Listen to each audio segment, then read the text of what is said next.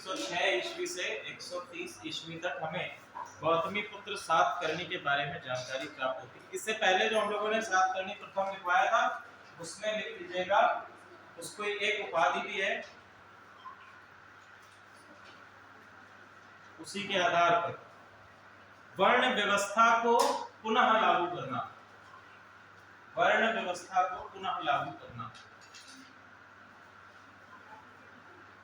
ठीक है, तो इन्होंने क्या किया, सातवाहन वंश के अंतर्गत एक बार फिर से वर्ण व्यवस्था को लागू कर दिया गया।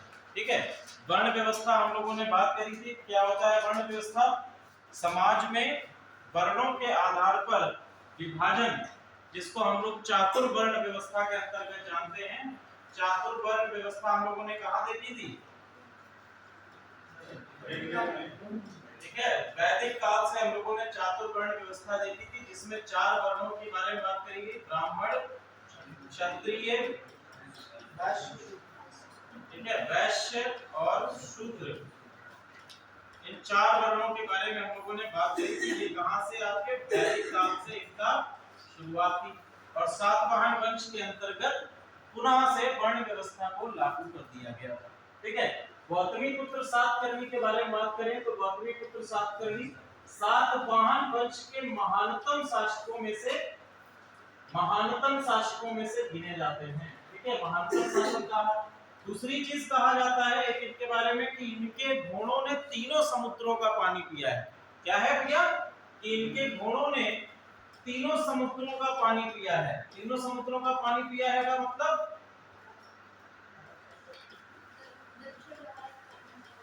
तीनों समुद्रों का पानी पिया, तो इसका सिंपल हम लोग अर्थ निकाल सकते हैं कि सातवाहन वंश की सीमाएं तीनों समुद्रों तक क्या थी? फैली हुई थी। ठीक है, तीनों समुद्रों तक फैली हुई थी। इन्हीं से संबंधित आपने अभी हम लोग जो बात कर रहे थे मृद मुद्रा भांड की, मुद्रा भांड की जो बात कर रहे थे, मुद्रा भांड हमको कहां से प्राप्त हुआ था? बताओ भैया। अभी हम लोगों ने कहा कि मुद्रा भांड हमको प्राप्त हुआ है, कहां से प्राप्त हुआ है? जोगल थंबी से। ठीक है, जोगल थंबी से मुद्रा भांड जो प्राप्त हुआ है वो भी इन्हीं के शासन काल से है और इसमें लगभग हमें 8000 मुद्राएं प्राप्त हुई हैं। 8000 मुद्राएं प्राप्त हुई हैं और इन मुद्राओं की अभी हम लोगों ने एक खासियत देखी थी कि इन मुद्राओं में एक तरफ शक राजा नहपाना का चित्रण है और दूसरी तरफ सतकर्णी या गौतमी पुत्र सतकर्णी का चित्रण मिलता है। ठीक है, एक तरफ किसका है? नहपाना का चित्रण है और दूसरी तरफ हमें चित्रण मिलता है गौतमी पुत्र सातकर्णी का।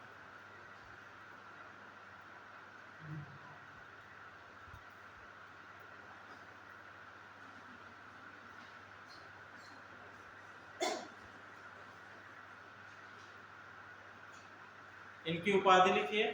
उपाधि एक ब्राह्मण, एक ब्राह्मण, एक ब्राह्मण उपाधि इनकी।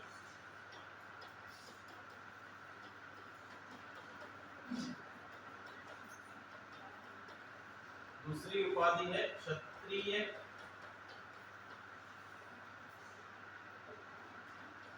क्षत्रिय यश मनमदा या शत्रुजस मनमदा, क्षत्रियों का यश समाप्त करने वाला। इनकी उपाधि इनको दी गई है। कौन सी उपाधि दी गई है? शत्रुजस मनमदा या क्षत्रियों का यश समाप्त करने वाला।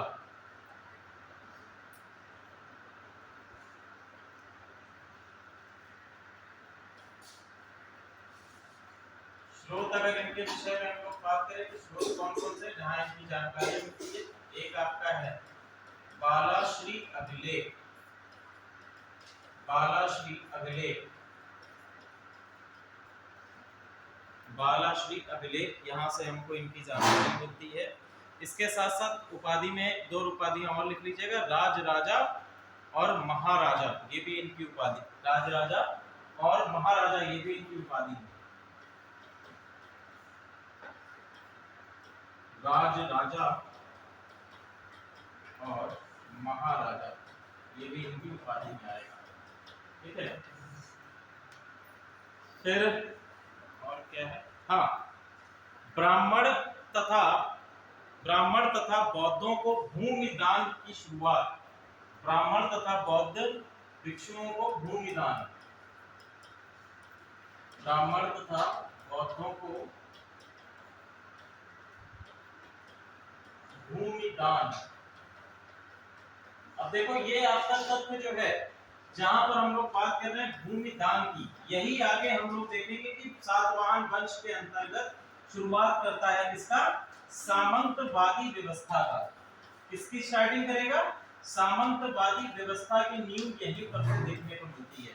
गौतमीपुत्र सातकर्णी द्वारा क्या किया गया, सबसे पहले ब्राह्मण और बौद्धों को भूमि दान दिए गए, और हम जानते हैं कि भूमि दान के अंतर्गत ये भूमि बिना किसी कर के या बिना किसी राजस्व के दी जाती है। भूमि दान में कोई भी राजस्व या कर नहीं लगाया जाता है। आगे चलकर यही जो है कंसेप्ट बनता है किसका, सामंतवादी व्यवस्था का।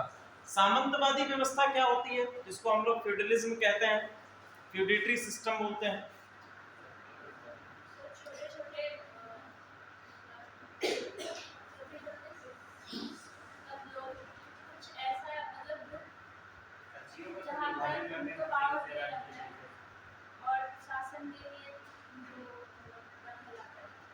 ठीक है, तो सामंतवादी हाँ कुछ कह रहे हैं, सामंतवादी ऐसी व्यवस्था थी जिसमें एक दूसरी श्रृंखला बनी जाती थी, पीछे एक बहुत बड़ा सामंत, उसके नीचे छोटे छोटे सामंत, जो जमीनी स्तर के सामंत, बहुत बड़ा एक डिवाइडेशन नीचे। वेरी गुड, ठीक है। तो सामंत, हाँ, सामंतवादी व्यवस्था सिंपल तरीके से अगर हम कहें तो मान लीजिए ये आपका एक सिस्टम है, ये आपकी एक यूनिट है, प्रशासनिक इकाई है, ठीक है। तो इस प्रशासनिक इकाई में एक, ये मान लीजिए एक प्रशासनिक इकाई है, यहाँ पर आपका शासक है, और शासक ने क्या किया, अपने अंडर उस प्रशासनिक इकाई में एक सामंत की नियुक्ति कर दी। अब इस सामंत का कार्य क्या था कि उस भौगोलिक क्षेत्र, जिस भौगोलिक क्षेत्र में इसकी नियुक्ति करी गई है, उस भौगोलिक क्षेत्र में राजस्व वसूली और साथ ही साथ सभी जितने भी आपके प्रशासनिक कार्य हैं उनको संचालित करे। अब देखिए इस सामंत के अंतर्गत एक और सामंत आएगा। जितनी भी आपकी इकाइयां होती जाएंगी उसमें धीरे धीरे हम क्या करेंगे, शक्तियां क्षीण होती जाएंगी। देखिए इसके पास क्या है, इसके पास सर्वाधिक शक्ति रहेगी, इसके पास शक्ति कम रहेगी इससे, तो धीरे धीरे शक्ति भी कम होती जाएगी और इनके द्वारा जो भौगोलिक क्षेत्र है वो भी होल्ड जो है वो कम होता जाएगा। एक सामंत है, सामंत के नीचे दूसरा सामंत, फिर तीसरा, इस तरह से आप लोग देखते चलेंगे। जब सामंतवादी व्यवस्था को पढ़ेंगे तो हम लोग पूरा इसको देखेंगे कि यूरोप में क्या इसका परिवेश रहा, फिर भारत में किस तरह से आया, यहाँ पर कौन सा सामंतवादी व्यवस्था जन्म लेती है, और इन्हीं का जो आपका सामंत था श्रीगुप्त, उसके द्वारा ही हम लोग देखेंगे कि गुप्त वंश की स्थापना भी की गई। क्लियर है? चलिए आगे हम लोग बात करेंगे। नेक्स्ट है आपका सोर्सेस की बात कर रहे थे, स्रोत में बालाश्री अभिलेख हो गया। बालाश्री अभिलेख के बाद अगला लिखिए कार्ले शिलालेख। कार्ले शिलालेख, कार्ले शिलालेख, ये आपका महाराष्ट्र में है। कार्ले शिलालेख,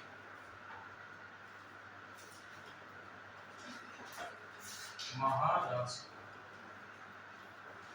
सातवाहनों को दो उपाधियां और दी गई हैं। एक आपका इनको कहा जाता है आंध्र वृत्तीय, आंध्र वृत्तीय, और दूसरी इनको कहा जाता है मराठिया।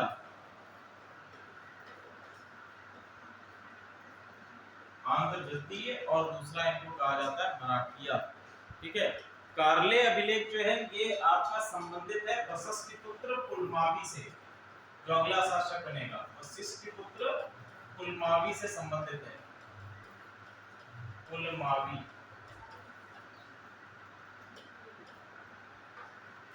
पुलमावी से संबंधित है आपका कार्ले अभिलेख।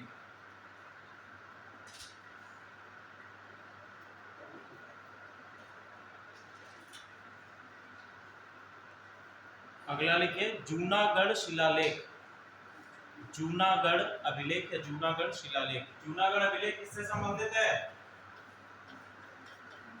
जूनागढ़ अभिलेख किससे संबंधित है? किस शासक का है?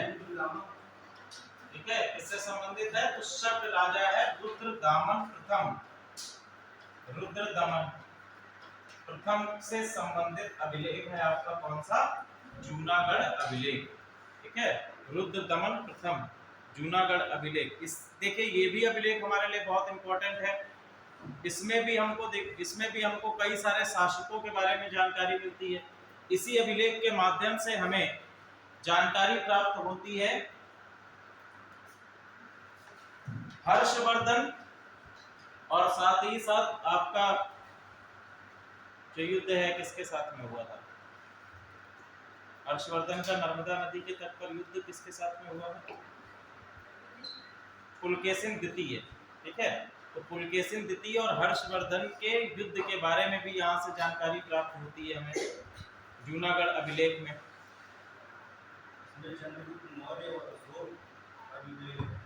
उनका भी उल्लेख है। एक एक अभिलेख को हम लोग अलग पढ़ेंगे आर्ट एंड कल्चर में।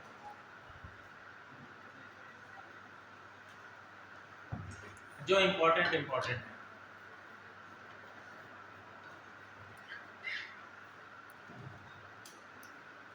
एक और लिखिए, इसका एक और लिख लीजिए शक नोट बना के लिख लीजिए। शक पार्थियों और हिंद यवनों, शक पार्थियों और हिंद यवनों को पूर्णतः भारत से पराजित किया, या भारत से पूर्णतः पराजित करने का श्रेय गौतमी पुत्र सातकर्णी को जाता है।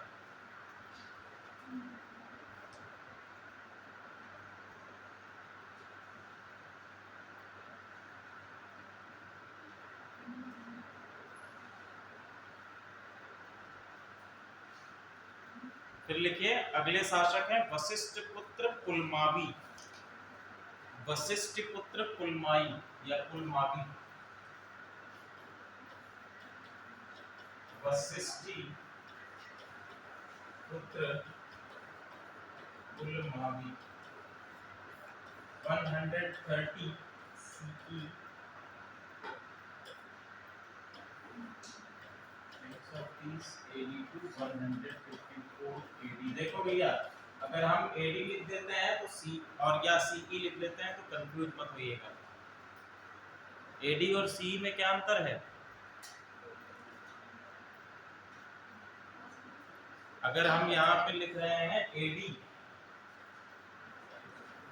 और अगर हमने लिख दिया CE, दोनों में क्या अंतर है? ये दोनों में क्या अंतर है? क्या हम इसको ऐसे लिख सकते हैं? मान लीजिए हमने इसको AD हटा दिया और यहाँ पे हमने लिख दिया CE ऐसे, तो ये सही है कि गलत हो गया? आप बताइए ना। हाँ, नहीं पता, सही है।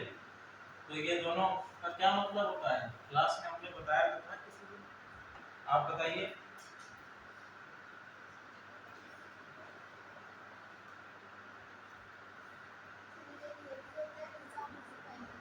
AD होता है वो ईसा पूर्व से पहले होता है और CE ईसा पूर्व से बाद में होता है। देखिए ये दोनों सेम है, अलग नहीं है। ठीक है, अगर हम लोग देखो हिंदी में तो सिंपल समझ में आ जाता है। एक हमने कह दिया कि ईसा पूर्व, ऐसे लिखा हुआ मिलेगा, ठीक है। और दूसरी जगह हमको मिलेगा ईसवी। ईसा पूर्व मतलब क्या, हम लोग जैसे बिफोर क्राइस्ट बीसी लिखते हैं ना, बीसी बिफोर क्राइस्ट, ईसा पूर्व में आ गया। और ईसवी के लिए हम लोग दो डिनोमिनेशन यूज करते हैं, पहला आपका एडी जिसको हम लोग क्या कहते हैं, एमनी डोमिनी, यानी ऐसा समय जो आपके ईसा के जन्म के बाद आया है, ठीक है। और दूसरा आपका होता है सीई, तो हम लोग सीई में जैसे बीसीई लिखते हैं, बीसीई में क्या है, before Christ era, before Christ era बोलते हैं इसको, यानी कि क्राइस्ट से पहले का समय, ठीक है। तो इसमें से बिफोर हटा दीजिए, बिफोर हटा दीजिए, बी हटा दीजिए, इसका तो क्या बन गया, सीई। तो हमने कह दिया ये क्या है, क्राइस्ट एरा, सीई मतलब क्राइस्ट एरा, ठीक है। तो हमारा मतलब क्या हो गया कि ईसा के बाद का समय, जिसको हम लोग एडी भी बोलते हैं, सीई बोलते हैं, ईसवी भी बोलते हैं, हिंदी में ईसवी बोलते हैं। तो ये क्या है, दोनों सेम है, कंफ्यूज मत होइएगा। कभी कभी लिख देता हूँ, कहीं पे एडी लिख जाता है, कहीं पे सी, तो पता चले कंफ्यूजन हो जाए।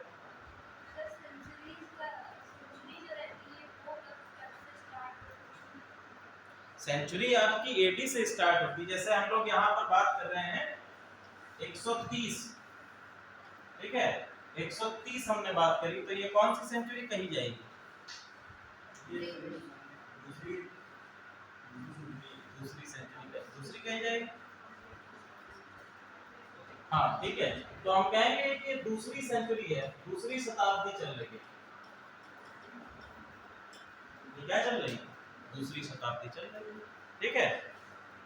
सेंचुरी एक एडी से शुरू होती है, फिर हम लोग पहुंचते हैं, एक सेंचुरी पूरी करते हैं, प्रथम सेंचुरी, फिर दूसरी सेंचुरी, और वर्तमान समय में 22वीं शताब्दी चल रही है, 21वीं शताब्दी में, ठीक है। क्लियर है यहाँ तक? चलो, वशिष्ठ पुत्र पुलमावी के विषय में कुछ तथ्य लिख लीजिए। पहला लिखिए, जूनागढ़ अभिलेख, जूनागढ़ अभिलेख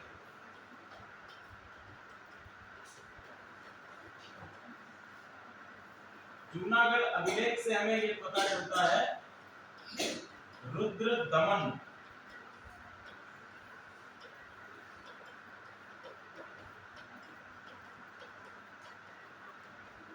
रुद्र दमन की पुत्री के साथ में इनके विवाह का पता चलता है।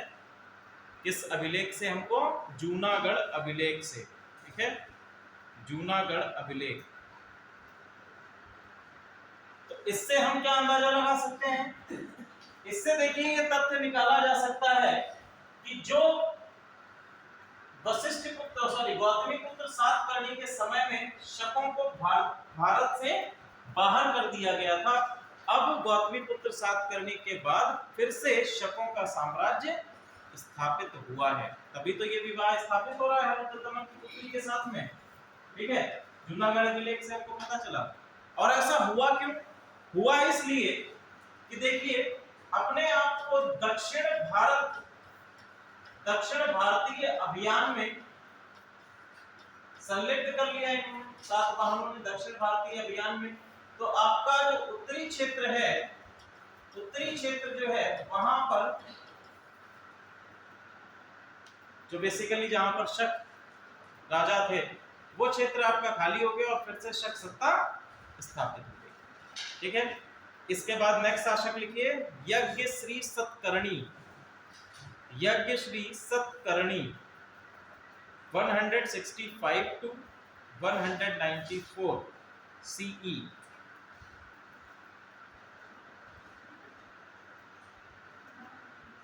हाँ 165 से 194 CE, 165 से 194, 65 से 194। इसके बारे में केवल एक लिख लीजिए, इनके सिक्कों पर जहाजों का चित्रण मिलता है, इसके सिक्कों पर जहाजों का चित्रण मिलता है।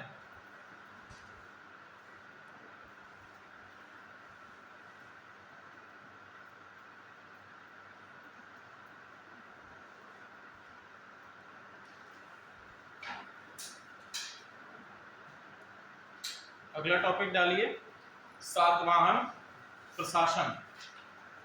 सातवाहन प्रशासन।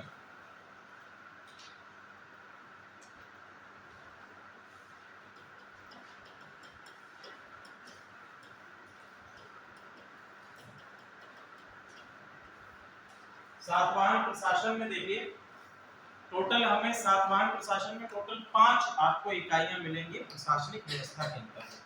सबसे पहले आपका क्या है, शासक है या राजा, हम लोग बात करेंगे शासक अथवा क्या है, राजा है। राजा के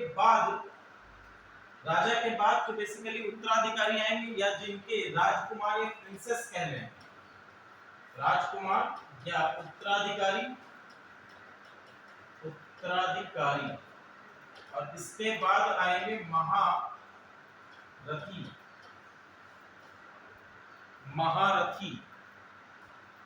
महारथी के बाद महासेनापति और महातलवार। महासेनापति और महातलवार।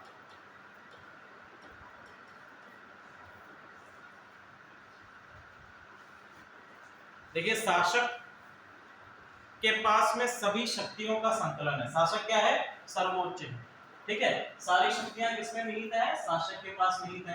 राजकुमार या जो उत्तराधिकारी हैं, इनको सिक्के चलाने का अधिकार प्राप्त था। सिक्के चलाने का अधिकार प्राप्त था, लेकिन अपने मर्जी से सिक्के नहीं चला सकते थे। सिक्के चलाने का अधिकार प्राप्त था और इनके नाम पर सिक्के भी हमको प्राप्त होते हैं। इनके खुद के नाम के सिक्के भी हमको सातवाहन वंश के अंतर्गत प्राप्त होते हैं। इसके बाद अगला है आपका महारथी। महारथी को गांव दान में देने की शक्ति प्राप्त थी। महारथी को क्या शक्ति थी कि वो गांव जो है दान में दे सकता है। गांव दान में देने की शक्ति। साथ ही साथ ये जो व्यक्ति है, ये आपका शासक के साथ में, या हम कह सकते हैं शासक वर्ग से वैवाहिक संबंध बना सकते थे।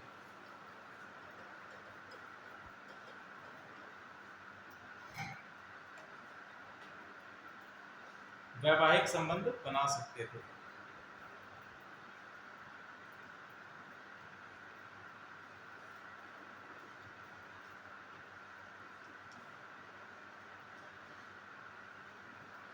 अगला पॉइंट डालिए,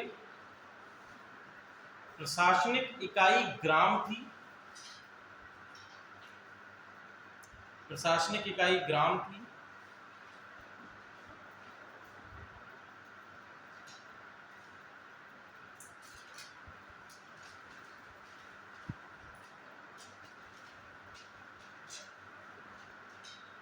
जिसका प्रधान गौलमिका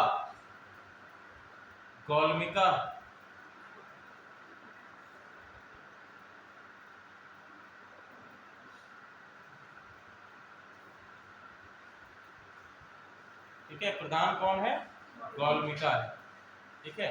गौलमिका के ऊपर जो आपके जिले स्तर पर आएगा उसको कहा जाता है आहारा। सबसे पहले आपका क्या है, ग्राम, ग्राम के बाद है आहारा। ये जिला स्तर से संबंधित, जिला आप मान सकते हैं इसको, और इसके ऊपर आपका आ जाएगा राज्य, ठीक है। ग्राम में हमने कौन देखा है, गौलमिका। ये क्या है, ग्राम प्रधान के तौर पर कार्य कर रहा है। ग्राम प्रधान के तौर पर कार्य कर रहा है गौलमिका। आहारा में क्योंकि सामंतवादी व्यवस्था थी, तो सामंत आपको 3 प्रकार के देखने को मिलेंगे। पहला है राजा, फिर है महाभोज और है सेनापति, ठीक है। आहारा सामंत व्यवस्था है। सामंत आपको 3 प्रकार के हैं, पहला राजा, दूसरा है महाभोज और तीसरा है सेनापति। 3 प्रकार के सामंत आपको देखने को मिल रहे हैं सातवाहन वंश के अधीन।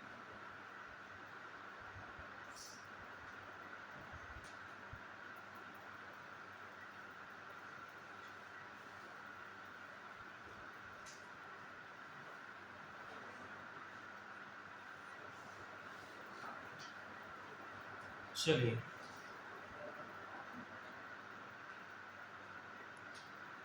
यहाँ तक हम लोगों ने सातवाहन वंश को किया। सातवाहन वंश की सामाजिक और आर्थिक स्थिति को नेक्स्ट क्लास में हम लोग पढ़ेंगे। आज का नेक्स्ट टॉपिक डालिए,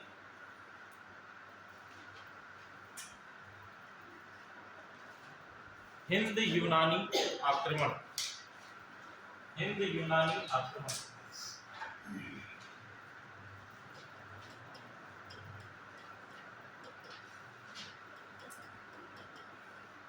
देखिए, भारतीय राजवंशों को हम लोगों ने लगभग खत्म कर लिया है। इसके बाद दो आपके वंश बचेंगे, आबीर वंश है और वाकाटक वंश है। इक्ष्वाकु वगैरह में इतना ज्यादा आप लोगों को है नहीं, एग्जामिनेशन पूछा नहीं जाएगा। उसके बाद आप लोगों का डायरेक्ट आ जाएगा गुप्त वंश। अगर हम लोग बात करेंगे इनकी, अब हम लोग आ जाते हैं इधर, जो मौर्योत्तर काल में इस्टेब्लिश किए गए हैं आपके बाहरी आक्रमणों के द्वारा। पहला हमने देखा था कि हिंद यूनानी है, इसके साथ साथ हम लोगों ने शक को देखा और पार्थियाइयों को देखा। शक, पार्थियाई, कुषाण, और कुषाण के बाद ही हम लोग क्या देखेंगे कि आपका गुप्त वंश आ जाता है। क्लियर है?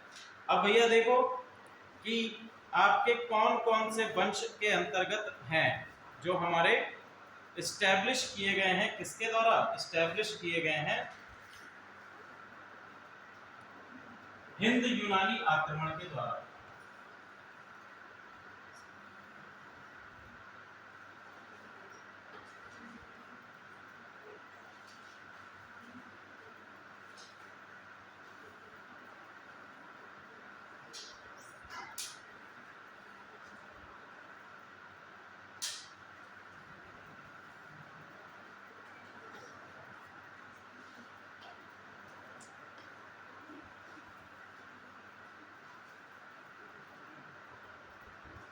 ये हमारा प्यारा भारत है।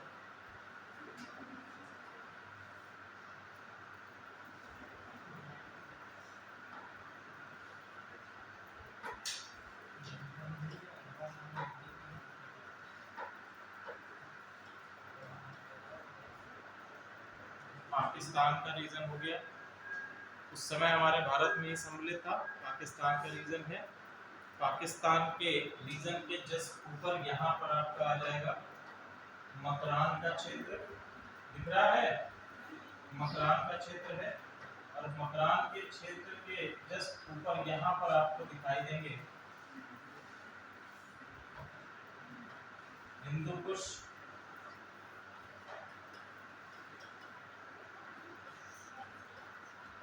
ये आपका कौन सा है? हिंदू कुश पर्वत है। हिंदू कुश के जस्ट ऊपर इस रीजन में एक नदी बहती है जिसको हम लोग कहते हैं अमू दरिया। ठीक है, अमू दरिया। और अमू दरिया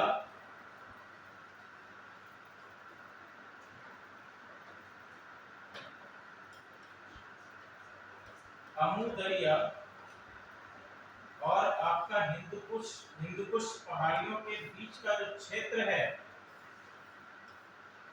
इस क्षेत्र को हम कहते हैं बैक्ट्रिया। क्या कहते हैं? बैक्ट्रिया बोलते हैं। इसी के जस्ट दक्षिण में यहां से शुरुआत होते हुए ये आपका हिस्सा आ जाता है। इस क्षेत्र को हम लोग बोलते हैं पार्थिया। ठीक है, अभी इन्हीं की कहानी चलेगी। ये आपका पार्थिया साम्राज्य और आपका बैक्ट्रिया साम्राज्य, ये आपकी कहानी यहाँ पर हम लोग देखेंगे। मैप अगर डाउनलोड हो जाए तो देखते हैं डाउनलोड हुआ है कि नहीं हुआ।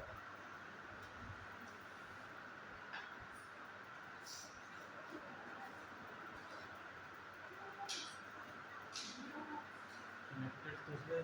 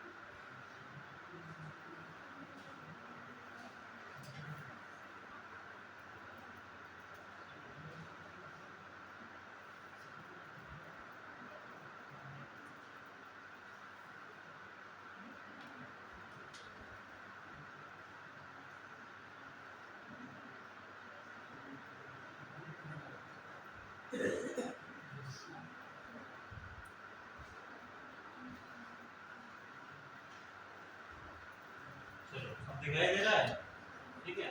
तो यहाँ पर आपका जो है लगभग यहाँ पर एक रिवर बहती है जिसको हम लोग कहते हैं अमू दरिया, ठीक है। और ये जो अमू दरिया है, हमने जब बात करी कि बैक्टीरिया का जो शासन क्षेत्र है या बैक्टीरिया साम्राज्य है उसकी सीमाएं क्या होंगी, तो आप लोग सिंपल ध्यान में रखिए कि सीमाओं की जब हम बात करेंगे तो कहेंगे अमू दरिया और हिंदुकुश पर्वतों के बीच का क्षेत्र, अमू दरिया और हिंदुकुश पर्वतों के बीच का जो क्षेत्र है वही क्या कहलाएगा, बैक्टीरिया कहलाएगा, ठीक है। तो ये जो आपका क्षेत्र दिखाई दे रहा है जिसमें आपका अराकोशिया है, पांचन और कपिसा है, ये सभी आपका किसके अंतर्गत आएगा, बैक्टीरिया के अंतर्गत आएगा। इधर आप देख रहे हैं इंडो सिंथियन या पार्थियन एम्पायर आपका ये यहाँ पर आ गया, ठीक है। इससे आप लोग ध्यान रखिएगा, ओके। चलो आगे हम लोग बढ़ते हैं। अब भारत देखिए हमेशा से ही क्या है, संसाधनों के लिए जाना जाता रहा है। भारत में पहला अगर हम बात करें कि इंडो ग्रीक्स या ग्रीकों का आना, तो सबसे पहले कब हुआ, भैया, सबसे पहला आक्रमणकारी था सिकंदर, ठीक है। सिकंदर ने सबसे पहले आक्रमण किया है कब, 323 बीसी में। कब आक्रमण किया इसने, 323। सिकंदर का आक्रमण पढ़ा चुके हैं ना आप लोगों को, आप लोग जवाब नहीं देते हो। 323 बीसी में इसने अपना पहला आक्रमण किया, ठीक है। लेकिन ये भारतीय क्षेत्रों में अपने आप को एस्टैब्लिश नहीं कर पाया, अपनी सत्ता को एस्टैब्लिश नहीं कर पाया। पोरस के साथ में इसका युद्ध हुआ, और पोरस के साथ में ऐतिहासिक तौर पर हम उसमें उस युद्ध की परिणाम को नहीं कह सकते हैं, लेकिन जहां तक ये मान सकते हैं कि पोरस के साथ में इस युद्ध में उसकी हार हुई और इसके कारण उसकी सेना वापस चली गई, ठीक है। कई इतिहासकारों ने कहा है कि पोरस के साथ में संधि हो जाती है, उस क्षेत्र में उसको राजा बना रहने देता है और अपने अभियान को आगे बढ़ाता है, क्योंकि उसकी सेना काफी थक चुकी थी इस अभियान से, एक लंबे सफर में, और पांचों नदियों को क्रॉस करते करते उसकी आधी सेना क्या थी, पहले ही बह चुकी थी। और हम लोगों ने बैटल ऑफ हिडास्पस देखा था, झेलम नदी का युद्ध देखा था। उस युद्ध में भी क्या हुआ था, उसकी काफी सेना हताहत हो चुकी थी, जिसके कारण वो भारतीय क्षेत्रों में और आगे तक अपने अभियान को नहीं ले जा पाया। अब देखो इनके साथ में दो इसके सेनापति हैं, सिकंदर के बाद दो इसके सेनापति हैं। पहला कौन सा है, सेल्यूकस निकेटर। पहला कौन है, सेल्यूकस निकेटर। सेल्यूकस निकेटर के साथ में चंद्रगुप्त मौर्य का आपने युद्ध देखा होगा, पहला सेनापति इसका। दूसरा सेनापति है एंटीगोनस, दूसरा सेनापति है एंटीगोनस। एंटीगोनस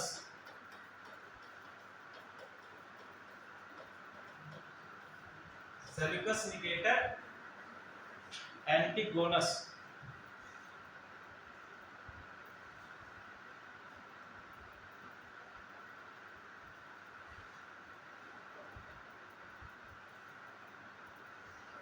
अब देखो भैया, जब सिकंदर की मृत्यु हो जाती है तो सिकंदर की मृत्यु के बाद इसके दो उत्तराधिकारी आते हैं बैक्टीरिया के क्षेत्र में, क्योंकि दोनों ही क्या है, इसके सेनापति हैं। पहला है सेल्यूकस निकेटर, दूसरा है एंटीगोनस।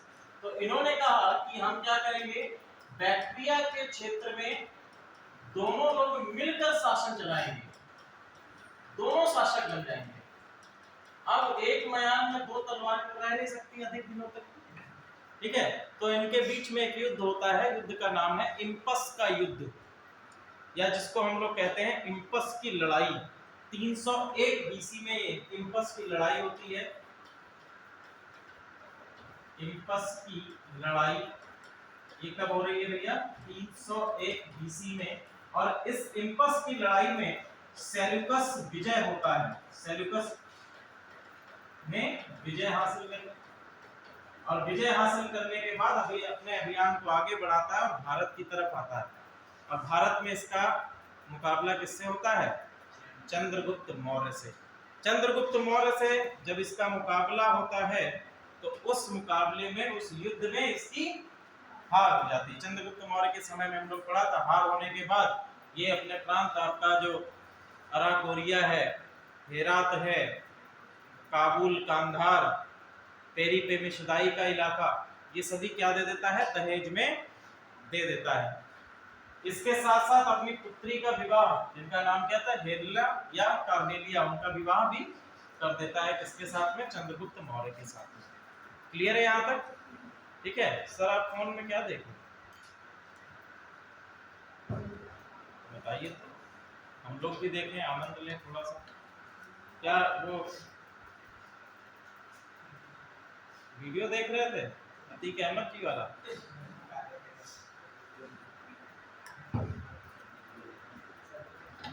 आजकल वही ट्रेंडिंग में है। हाँ, वही ट्रेंडिंग है, ट्रेंडिंग बना दिया गया। चलिए,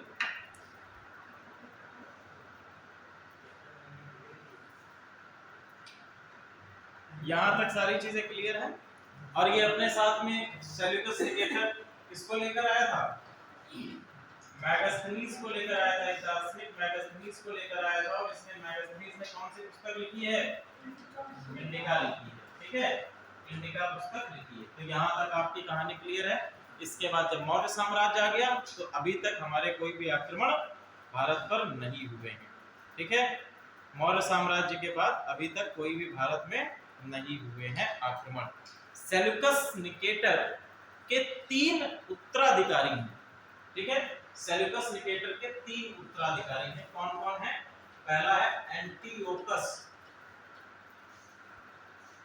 एंटियोकस प्रथम, एंटियोकस द्वितीय।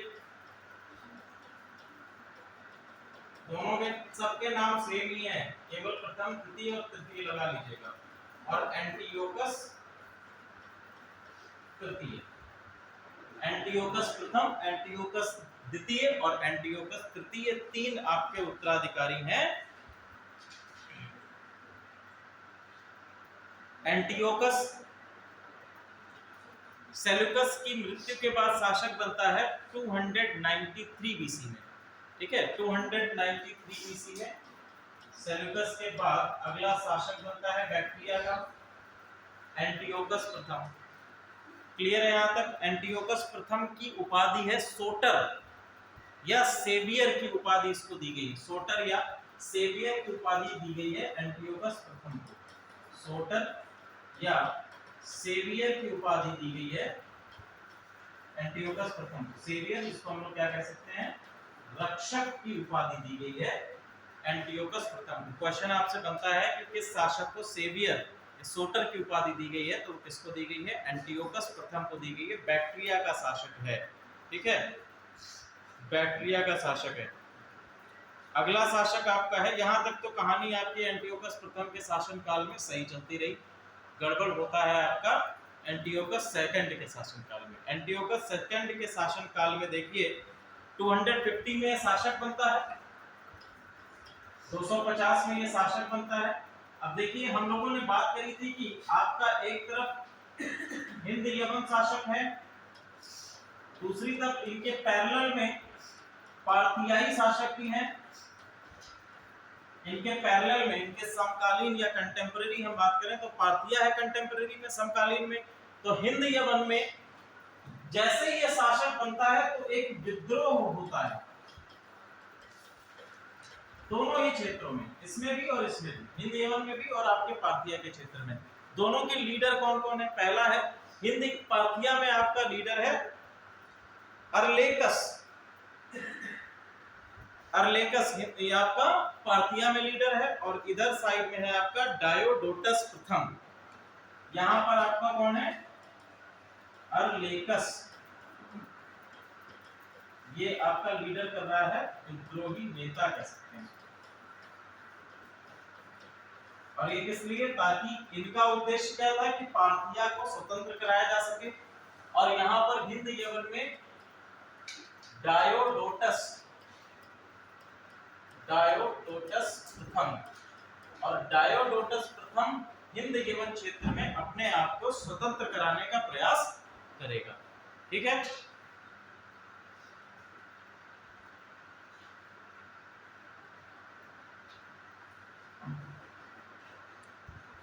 डायोडोटस प्रथम ने विद्रोह किया और अपने आप को बैक्ट्रिया साम्राज्य के अंतर्गत अपने आप को स्वतंत्र घोषित कर दिया।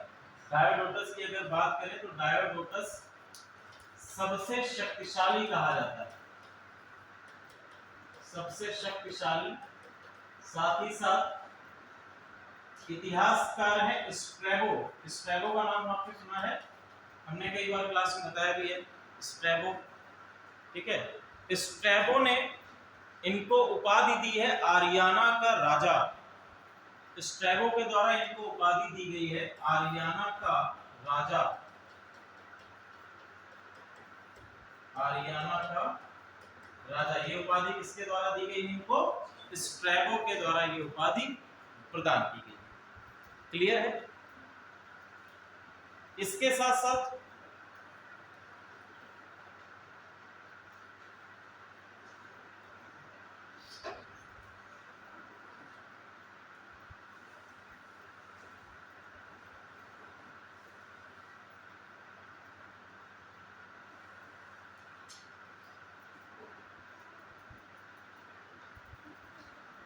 डायोडोटस प्रथम के बारे में और चीजें लिख लीजिए। सबसे शक्तिशाली है, स्ट्रैबो ने इसको आरियाना का राजा बताया है। अब देखो, गवर्नर, गवर्नर के रूप में, गवर्नर के रूप में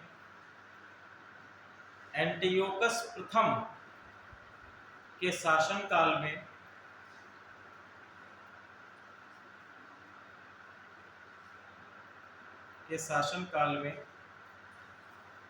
आरियाना क्षेत्र में कार्य करता था या कार्य किया।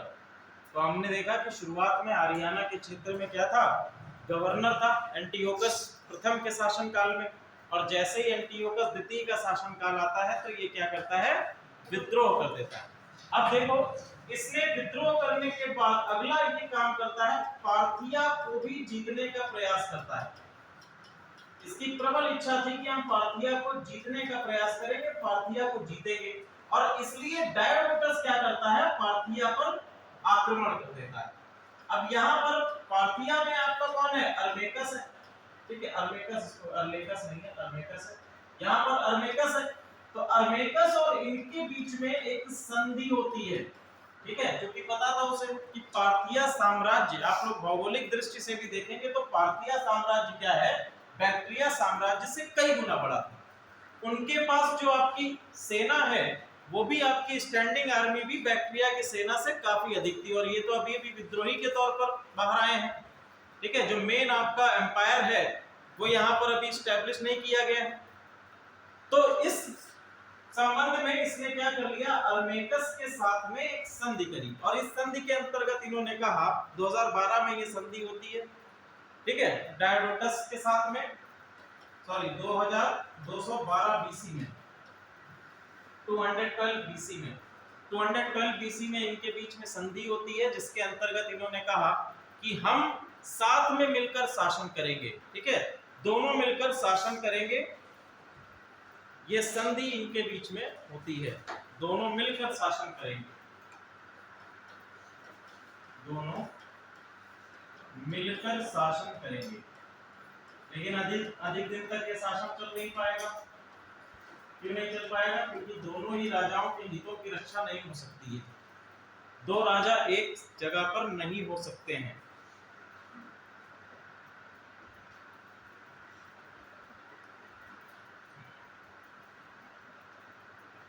इसके बाद अगला शासक आता है डायोडोटस सेकंड।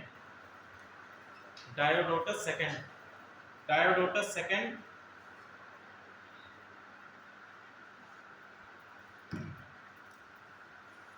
डायोडोटस सेकंड के समय में विद्रोह होता है यूथिडेमस का। डायोडोटस सेकंड के समय में विद्रोह यूथिडेमस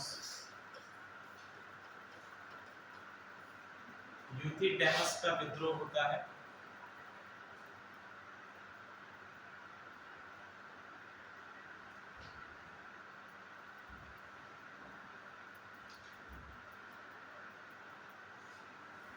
और इनके समय में देखो, इनके समय तक अब तक आपका शासक बदल चुका है। जो आपका एंटियोकस सेकंड उस समय शासनकाल में था, अब उसकी जगह कौन आ चुका है? Antiochus third. एंटियोकस थर्ड, और एंटियोकस थर्ड को एंटियोकस थर्ड महान कहा जाता है। जिस तरह से सिकंदर को महान की उपाधि दी गई थी, उसी तरह से एंटियोकस थर्ड को भी महान की उपाधि दी गई है। एंटियोकस थर्ड महान की उपाधि। तो यूथिडेमस क्या करता है? यूथिडेमस इनके शासनकाल में अपना एक राजदूत भेजता है शांति वार्ता के लिए। ठीक है, शांति वार्ता के लिए क्या करता है? एक राजदूत भेजता है। राजदूत का नाम है टालियस। ठीक है, टालियस नाम का राजदूत भेजता है शांति वार्ता के लिए, ताकि बैक्ट्रिया के क्षेत्र में शांति वार्ता स्थापित हो सके। लेकिन इसने क्या किया? इसने शांति वार्ता को पूर्ण रूप से ठुकरा दिया कि कोई शांति वार्ता नहीं, केवल हम हैं और हम शासक हैं, आप लोग विद्रोही हो, आपका कोई भी कार्य नहीं चलेगा।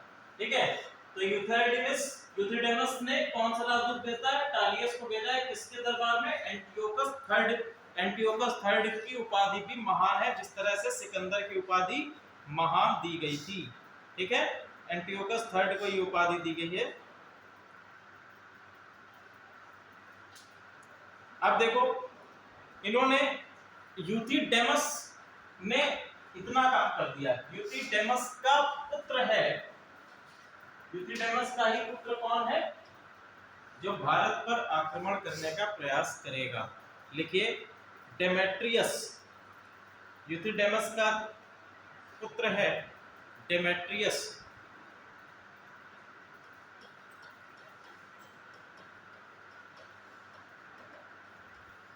डेमेट्रियस। ठीक है, तो एंटियोकस थर्ड महान जो है, इनके साथ में शांति वार्ता और बात नहीं करता है। लेकिन बार बार कहे जाने पर अंत में इनके बीच में एक वैवाहिक संबंध देखने को मिलता है कि एंटियोकस थर्ड की पुत्री और डेमेट्रियस, जो कि यूथिडेमस का बेटा है, इनके बीच में एक वैवाहिक संबंध स्थापित होता है, और इस तरह से बैक्ट्रिया के क्षेत्र में शांति भी स्थापित हो जाती है। इसके आगे की कहानी समझिए।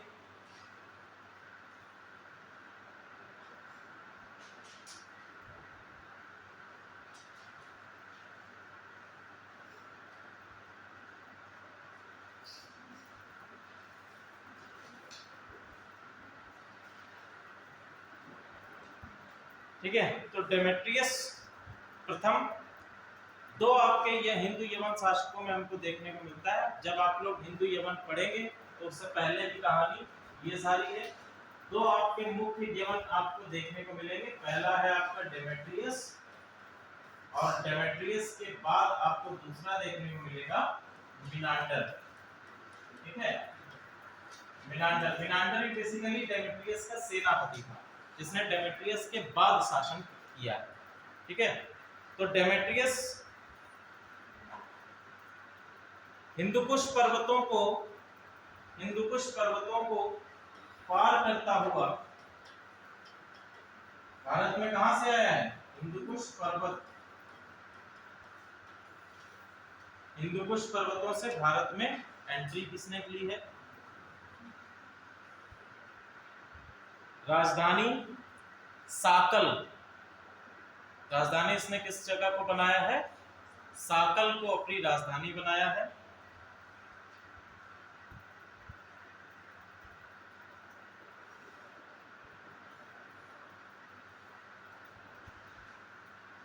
इनका साम्राज्य विस्तार लिख लीजिए। साम्राज्य विस्तार, साकेत, पांचाल,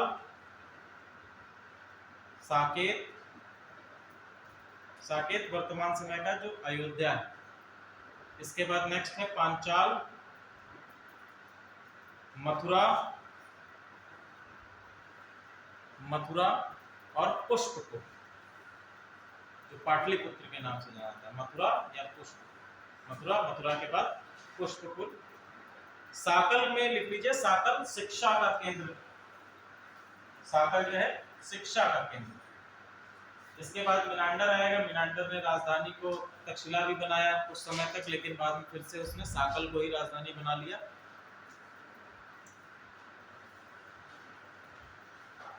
सोर्स लिख लीजिए, युग पुराण।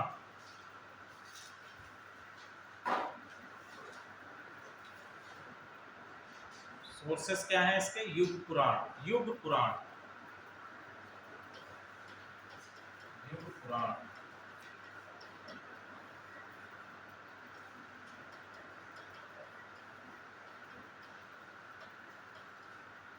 भाषा यूनानी है और लिपि प्रयोग की गई है खरोष्ठी लिपि, खरोष्ठी लिपि का प्रयोग किया गया है, खरोष्ठी लिपि का प्रयोग किया गया है।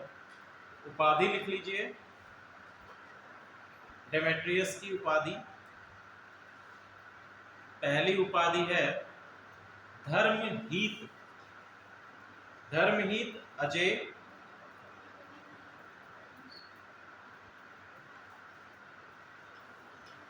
उपाधियां हैं, पहली धर्महीत, दूसरी उपाधि है अजय, तीसरी उपाधि है रेक्स इंडोरम, तीसरी उपाधि है रेक्स इंडोरम। ये इसकी 3 उपाधियां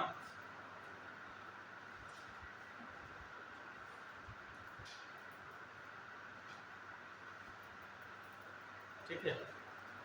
अगला शासक लिखिए मिनांडर,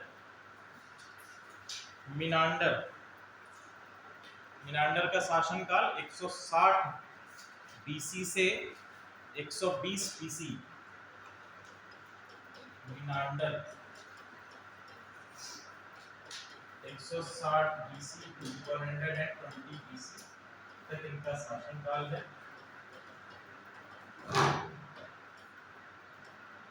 मिनांडर लिखिए, यवनों में सबसे शक्तिशाली, यवनों में सबसे शक्तिशाली,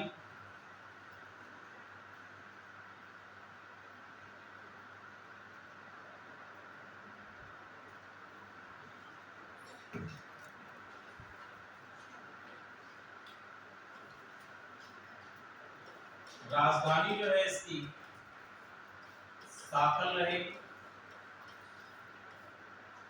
नॉर्थ वेस्टर्न फ्रंटियर पर है ये साकल का क्षेत्र, राजधानी साकल है। इसके साथ साथ भाषा जो इसके द्वारा इस्तेमाल की गई है वो आपकी यूनानी है, लेकिन यूनानी भाषा को लिखने के लिए इसने ब्राह्मी लिपि का इस्तेमाल किया है। इससे पहले हम लोगों ने खरोष्ठी लिपि देखी थी, इसके बाद हम लोग इसमें ब्राह्मी लिपि का यूज देखेंगे यूनानी भाषा में। सिक्कों, इसके द्वारा कुछ सिक्के चलाए गए, सिक्के बेसिकली आपके स्वर्ण मुद्राएं, चांदी, कांस्य मुद्राएं, स्वर्ण, कांस्य, साथ ही साथ चांदी या सिल्वर कॉइन्स इसके द्वारा चलाए गए। विशेषता क्या है इसके कॉइन्स की, वो इंपॉर्टेंट है। तो इसमें विशेषता सबसे पहली क्या है, राजा के चित्र का अंकन और धर्म चक्र। पहला क्या है कि राजा का चित्र, सिक्कों पर राजा का चित्र आपको मिलेगा। दूसरा है धर्म चक्र, धर्म चक्र का चित्रण। पहला राजा का चित्रण और दूसरा धर्म चक्र का चित्रण, ये 2 इनके सिक्कों की विशेषताएं हैं जो आपको मिलांडर के सिक्कों पर मिलेंगी।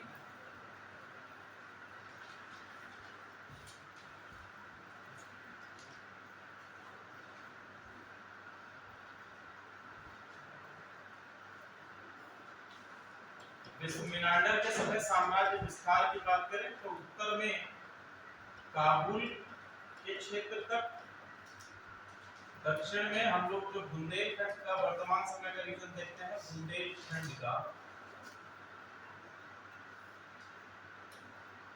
बुंदेलखंड दक्षिण में, पूर्व में आप मथुरा,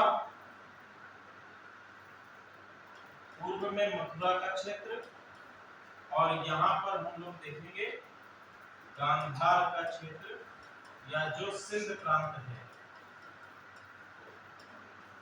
ठीक है, तो ये साम्राज्य विस्तार हमको मिलता है। ओके,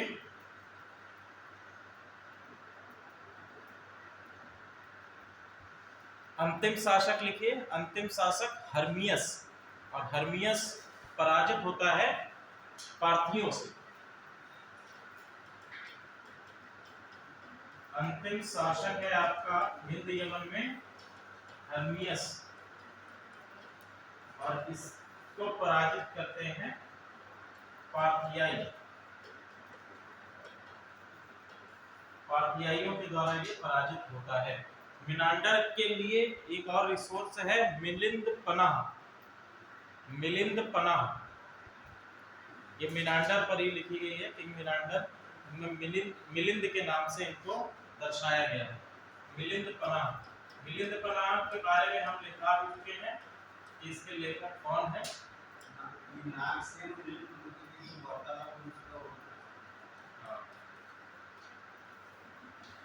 ठीक है, ध्यान रखिएगा, मिलिंद पनाह ये किससे संबंधित है, मिनांडर से संबंधित है। क्लियर है यहाँ तक? आगे हम लोग बात करते हैं।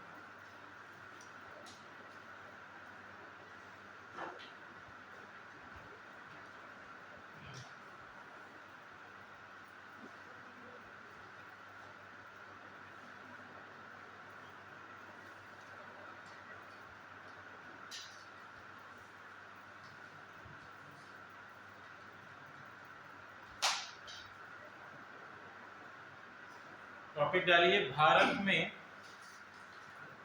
में हिंद यमन, भारत में हिंद यमन का प्रभाव, भारत में हिंद यमन का प्रभाव।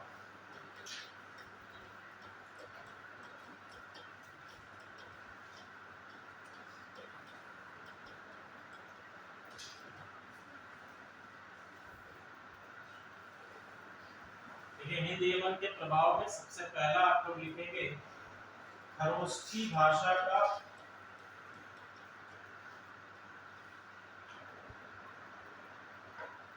खरोष्ठी भाषा का विस्तार। देखिए, खरोष्ठी भाषा पहले ही, जब पहला अटैक हम लोग पढ़ते हैं सिकंदर का, ठीक है, सिकंदर, उसके बाद सेल्यूकस निकेटर आया, तभी हम लोगों ने देखा था कि खरोष्ठी है, अरामाइक है, ये भाषाएं आपके नॉर्थ वेस्टर्न फ्रंटियर के क्षेत्रों में आ गई थी। अशोक के शिलालेखों में भी हम लोगों ने देखा कि अशोक के शिलालेख भी खरोष्ठी भाषा में हमको और यूनानी भाषा में मिलते हैं। लेकिन जब भारत में हिंद यमन अपने आप को इस्टेब्लिश कर लेते हैं मथुरा के क्षेत्रों में, यहाँ पर जब हम देखते हैं तो हमको इसका विस्तार उत्तरी भारत के क्षेत्रों में भी देखने को मिलता है।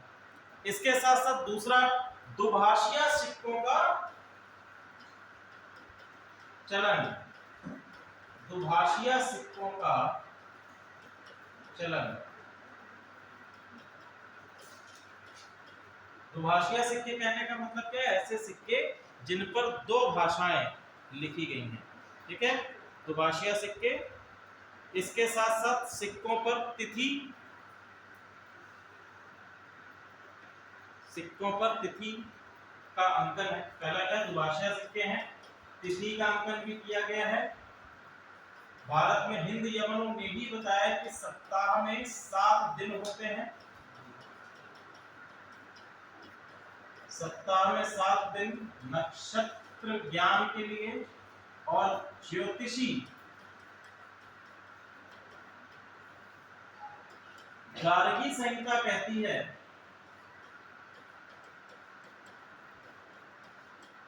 गार्गी संहिता के अनुसार जो है, गार्गी संहिता के अनुसार ये तथ्य दिया गया है कि भारतीय ज्योतिष शास्त्र से बेहतर हिंद यमन शास्त्र, ज्योतिष शास्त्र, हिंद यमन ज्योतिष शास्त्र जो है वो भारतीय ज्योतिष शास्त्र से कहीं बेहतर है, ऐसा गार्गी संहिता के अनुसार बताया गया है।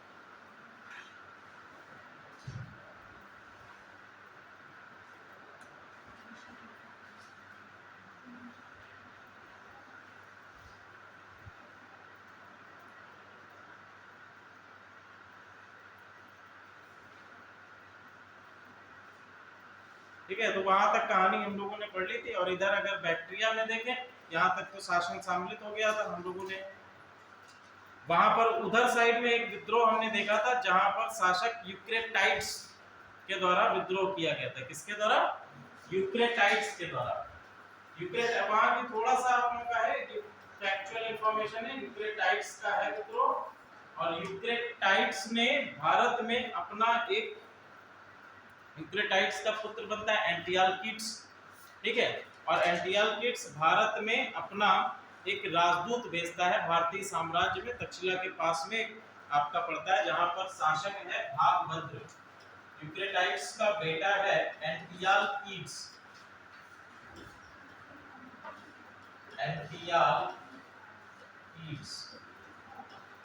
एंटियालकिड्स। और यहां से एक राजदूत आता है, कहां पर? भागभद्र के दरबार में। भागभद्र के शासनकाल में, भागभद्र के शासनकाल में राजदूत है हेलियोडोरस। हेलियोडोरस, हाँ हेलियोडोरस नाम लिख लीजिएगा। भागभद्र कहाँ के शासक हैं? भागभद्र विदिशा के शासक हैं। विदिशा वर्तमान समय का मध्य प्रदेश का क्षेत्र है, ठीक है। विदिशा मध्य प्रदेश का शासक है। और हेलियोडोरस नाम का राजदूत इनके शासनकाल में आया है, हेलियोडोरस। क्लियर है? तो जो आपका हम लोगों ने मिनांडर वगैरह पढ़े, तो ये यहाँ पे स्थापित हो गए थे आके। लेकिन बैक्टीरिया की अगर बात करें तो बैक्टीरिया में जो काम चल रहा था, यूक्रेटाइड्स मैंने आपको बताया था विद्रोह किया है। और यूक्रेटाइड्स के बाद उसका पुत्र एंटियालकिड्स बनता है। एंटियालकिड्स ने एक राजदूत विदिशा भेजा, जहां पर शासक कौन है? भागभद्र है। और इन्होंने हेलियोडोरस नाम के राजदूत को भेजा। ध्यान रखिएगा, ऐसा क्वेश्चन बनता है अगर हेलियोडोरस किसके शासनकाल में आया था, कहां पर आया था? तो हेलियोडोरस आपका भागभद्र के शासनकाल में आया था, जो कहां पर है? विदिशा या मध्य प्रदेश के क्षेत्र में अवस्थित है, ठीक है। तो यहां तक आपका हिंद यमन शासक है। हिंद यमन शासक के बाद अगले जो वंश है आपका वो है शक, वो है आपका शक। शकों को पढ़ाने से पहले शुरू करें, शक कल शुरू करें।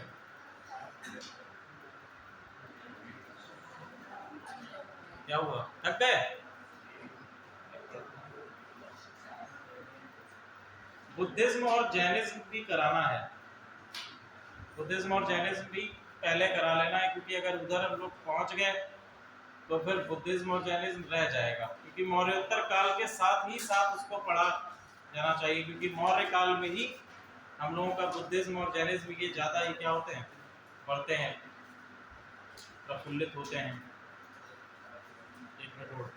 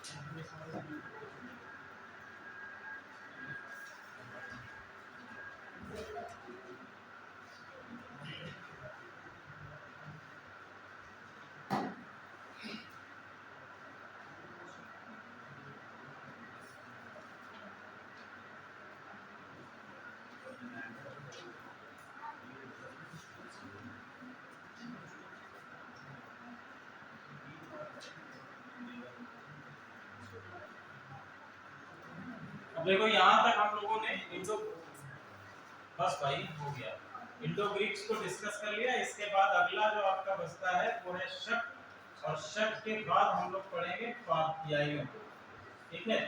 शक जो है वो आपके सिंथियन ग्रुप से माने जाते हैं। इससे सिंथियन, ये आपकी एक प्रकार की जनजाति है, इनको हम लोग नेक्स्ट क्लास में डिस्कस करेंगे। साथ ही साथ ये दोनों करेंगे और आप लोग बुद्धिज्म को भी पढ़ के आइएगा, ठीक है। बुद्धिज्म को पढ़ के आइएगा तो कल हम लोग 3 टॉपिक डिस्कस करेंगे, शक, पार्थियंस और बुद्धिज्म। क्लियर है? चलिए आप हाँ बताइए।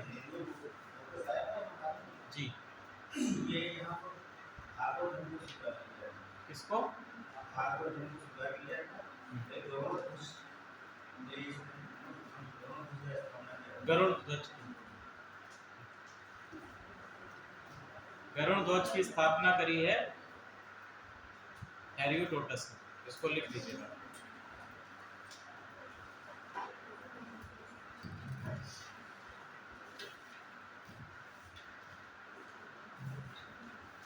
आप लोगों को जो क्वेश्चन दिए जाते हैं उसको लिख के लाया करिए। 2 ही 3 बच्चे हैं जो लिख के लाए हैं। क्यों आप नहीं प्रैक्टिस कर रहे हो? कोई बात नहीं, ठीक है। और कोशिश करिए कि एक जगह पे क्वेश्चंस को लिखिए। एक जगह का मतलब क्या है कि एक कॉपी बना लीजिए और उसी कॉपी में, क्योंकि एक पेज पे जब लिखते हैं हम लोग तो पेज क्या होता है कि वो गायब हो जाता है, खो जाता है। कहीं रखा होगा तो वो निकल जाएगा तो मिलेगा नहीं। एक कॉपी बना लीजिए, उसी कॉपी में आप लोग प्रयास करिए कि कॉपी आप लोग पेज सादा यूज करें और जिसमें दोनों आंसर लिखते समय दोनों तरफ हाशिया इस्तेमाल करें। कि आप लोग पेज ले लीजिए और उसमें दोनों तरफ हाशिया इस्तेमाल करें। जैसे इस तरह की कॉपी भी आप लोग ले सकते हैं। ये कॉपी जो आती है इस तरह, ये पूरा इसी तरह का आपका, जब आप लोग क्वेश्चन पेपर देने जाएंगे यूपीपीसीएस और यूपीएससी में, तो दोनों जगह पर ही आपको इसी तरह की कॉपी मिलेगी। तो प्रयास करिए कि जब भी आप लोग किसी पेज पर काम कर रहे हो तो आप लोग दोनों तरफ हाशिया बना लें। और दोनों तरफ हाशिया में लिखना वर्जित होता है, ये ध्यान रखिएगा। यूपीएससी में जब भी आप लोग मेंस देने के लिए जाएंगे तो ये इस तरह की कॉपी आपको मिलेगी और आपको केवल और केवल बीच में लिखना है। यहाँ पर ये जो आप लोगों के लिए हाशिया छोड़ा जाता है, इसमें आपको किसी प्रकार की लेखनी नहीं करनी है, प्रोहिबिटेड है, मना है। आप लोग ये मत सोचिए कि ये इसलिए दिया गया है यहाँ पर हम डाल दें उत्तर संख्या 1, ये भी नहीं डालना है, ठीक है। आपको कहाँ पर डालना है? आपको जैसे मान लीजिए आपका पेज करने का वर्किंग एरिया है तो यहाँ सिंपल आप लोग लिखेंगे उत्तर संख्या, जो भी आपकी उत्तर संख्या रहेगी वो ला, और यहाँ से आपका आंसर चालू हो जाएगा। आप लोगों को इस जो मार्जिन्स दिए गए हैं इनमें किसी प्रकार का कार्य नहीं करना है, ठीक है। कुछ भी इसमें नहीं, कोई स्पेशल नोट होता है तो वो हम लोग इसमें लिख देते हैं कभी कभी, वो भी बहुत ही स्पेशल कंडीशंस में। कोई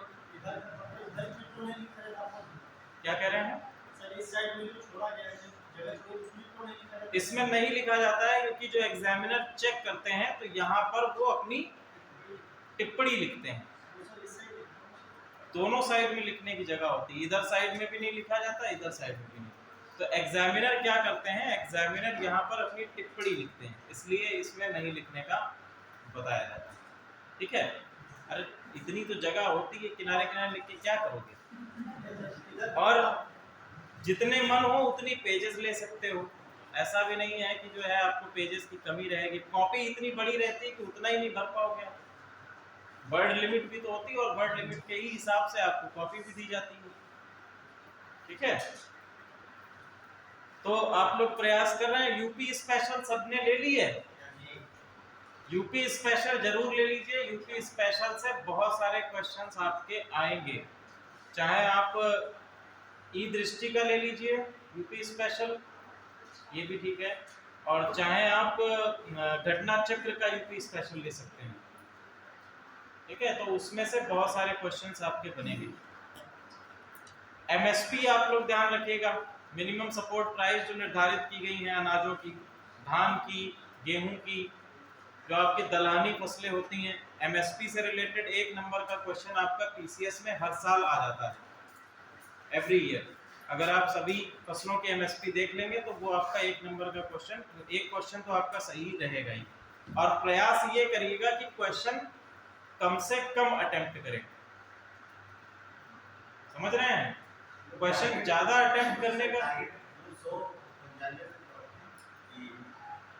जितना आ रहा है उतना तो करोगे।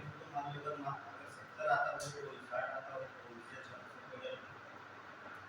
तब तो अच्छा है कि सभी को डालो, लेकिन ये प्रयास करिए क्योंकि आप माइनस मार्किंग हो गई है, तो माइनस मार्किंग में क्या होता है कि बच्चे ज्यादा करने के प्रयास में जो एक्यूरेसी लेवल होता है वो गिर जाता है। तो आप लोग ये रखिए कि एक्यूरेट रहिए। आप 5-10 क्वेश्चन तो अपने हिसाब से, मतलब आपको लग रहा है कि 90% लग रहा है कि आंसर यही है, 90% लग रहा है, लेकिन 10% मन कह रहा है कि नहीं है, तो उसके साथ में आप जा सकते हैं। और ये भी ध्यान रखिए ये एग्जामिनेशन तुक्के से निकलता नहीं है। ये ऐसा नहीं कि हम जय माता दी तुक्का बोल के आके लगा के चले गए और एग्जामिनेशन निकल गया, तो ये भी नहीं होगा। तो प्रयास करिएगा कि आप लोग एग्जामिनेशन में एक्यूरेट रहें। एक्यूरेट रहने के लिए प्रयास करिए कि क्वेश्चंस ज्यादा हल ना करने का प्रयास करें। कि ऐसा नहीं कि सारे क्वेश्चन 100 क्वेश्चन आ रहे हैं तो 100 के 100 हम लगा के चले जाए, सब में गोला भर दिया। ठीक है, प्रयास करिए कि जो क्वेश्चन आपको आ रहा है सबसे पहले वो करें, फिर आसपास वाले का देखें, पूछने का बनता ही। तो फिर आप लोग ये पहले तो अपने आप जो आ रहे हैं वो क्वेश्चन कर लो, और उसके बाद जिन क्वेश्चंस में आपको डाउट है उन क्वेश्चंस को करिए। जीएस के लिए तो ये हो गया। नेक्स्ट आता है सीसैट। सीसैट मोस्ट ऑफ मैंने देखा है कि बहुत सारे बच्चे ऐसे होते हैं कि जिनका जीएस पेपर नहीं चेक हो पाता है क्योंकि जीएस सीसैट में वो फेल हो जाते हैं। जीएस में बहुत अच्छा कर देते हैं, सीसैट नहीं कर पाते हैं। तो वहां पर भी सबसे आपके लोगों के लिए टैकल करने की प्रॉब्लम बनती है कि एक्यूरेसी। करते क्या है बच्चे कि जीएस तो आपका सीसैट में सारे क्वेश्चन कर देते हैं। अरे सीसैट क्या है, पासिंग मार्क चाहिए, कितना नंबर चाहिए, 31 नंबर ही तो चाहिए। मैं खुद की बात बता रहा हूं कि मैं सीसैट के अंतर्गत मैथ्स के क्वेश्चन छूता भी नहीं। जिस साल मैंने यूपीएससी निकाला था उस साल में मैंने मैथ का सीसैट में एक भी क्वेश्चन नहीं किया था। वही क्वेश्चन के मुझे 31 नंबर चाहिए, मैं क्यों जाऊं उन क्वेश्चंस के साथ में। मैथ का क्वेश्चन करूंगा, मैथ मेरी वीकनेस है, मैथ का क्वेश्चन करूंगा, गलत करके चला आऊंगा, आंसर गलत हो जाएगा, नंबर मेरे कटेंगे। तो उन क्वेश्चंस को आप हल ही मत करें। अब सीसैट के साथ में क्या होता है कि जब पीसीएस का सीसैट का पेपर आता है तो बड़ा हलवा लगता है, क्योंकि शुरुआत में हिंदी के क्वेश्चन होते हैं, बड़ा हलवा लगता है, उसमें छाती चौड़ी हो जाती है और क्वेश्चन ज्यादा कर देते हैं हम लोग और आधे अधूरे गलत करके चले आते हैं। तो ये सोच के चलो कि हमें केवल और केवल 31 नंबर पाने हैं, हमें मेरिट में आना नहीं, मेरिट से बननी नहीं है सीसैट से। तो सीसैट में इतने नंबर पाने के लिए कर लो, बाकी जो नहीं आ रहा है पेपर छोड़ के बैठे रहो आराम से। ठीक है, 80 क्वेश्चन यूपीएससी में आते हैं सीसैट में, 80 क्वेश्चंस आते हैं। तो 80 क्वेश्चंस में से अगर आप 40 क्वेश्चन भी कर लेंगे तब भी आप पास हो जाओगे। 40 क्वेश्चन हटा दो, मत करो, 40 ही तो करने हैं। ठीक है, 40 क्वेश्चन इतने तो आपको आते हैं। अगर 50% भी आप यूपीएससी के पेपर में सीसैट नहीं कर पा रहे हैं, इट मींस दैट कि you are not eligible to give paper. आप उस चीज को देने के लिए भाई रेडी नहीं है, और मेहनत करनी है। प्रयास ये करिए कि एक्यूरेसी एग्जाम में बनाइए। सीसैट में पार करने के लिए यही आप लोगों के लिए सुझाव रहेगा कि आप क्वेश्चंस उतने अटेम्प्ट करें जितने आपको अच्छी तरह से आ रहे हैं। ठीक है, ये मत प्रयास करिए कि सीसैट में मेरिट तो बननी नहीं है, आपको केवल पास करना है। और बहुत सारे बच्चे मैं बता रहा हूँ सीसैट ना पास करने के बजाय, ना पास कर पाने के कारण उनका जीएस का पेपर चेक नहीं होता, और जबकि जीएस में बहुत अच्छा करके आते हैं। ठीक है, चलिए थैंक यू क्लास। कल की क्लास में हम लोग मिलते हैं। आप लोग कल के लिए रिवीजन करके आइएगा।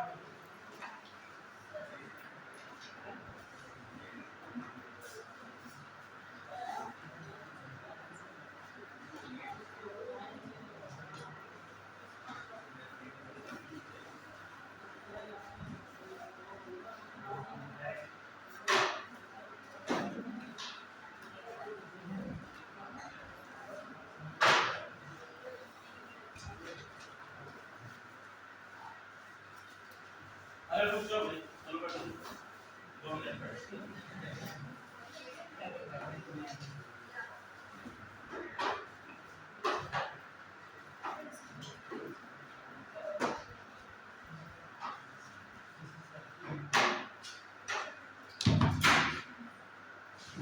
सेल्फी ले ले।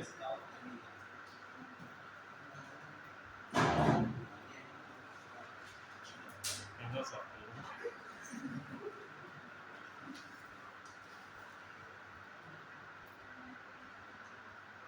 इधर ज़्यादा है।